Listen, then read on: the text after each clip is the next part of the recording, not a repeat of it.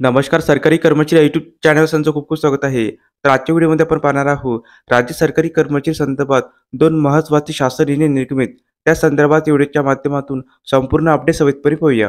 राज्य सरकारी कर्मचाऱ्याच्या बाबतीत दिनांक 21 फरवरी 2025 रोजी दोन महत्त्वपूर्ण शासन निर्णय निर्गमित करण्यात आलेले आहे. यामध्ये वेतन व भत्ते व अधिसंख्य पदे निर्माण करण्याबाबत निर्णय घेण्यात आला आहे.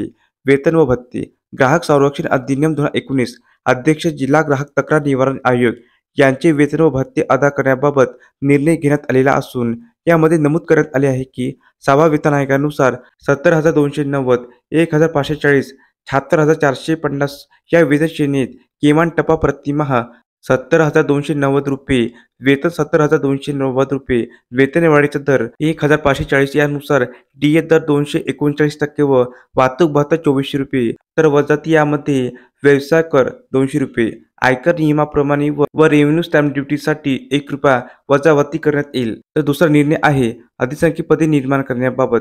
अनुसूचित जमाती प्रवर्गामधून नियुक्त झालेल्या तथापि जात प्रमाणपत्र सादर न केलेल्या अथवा अवैध ठरलेल्या राज्य ग्राहक तक्रार निवारण आयोगाच्या आस्थापनेवरील अधिकारी आणि कर्मचाऱ्यांसाठी अधिसंख्य पदे निर्माण करण्याबाबत अन्न व नागरी पुरवठा व ग्राहक संरक्षण विभागाकडून निर्णय घेण्यात आलेला आहे.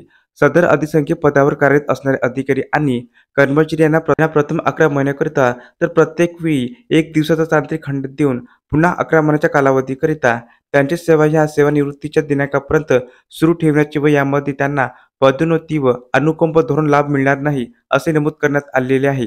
धन्यवाद.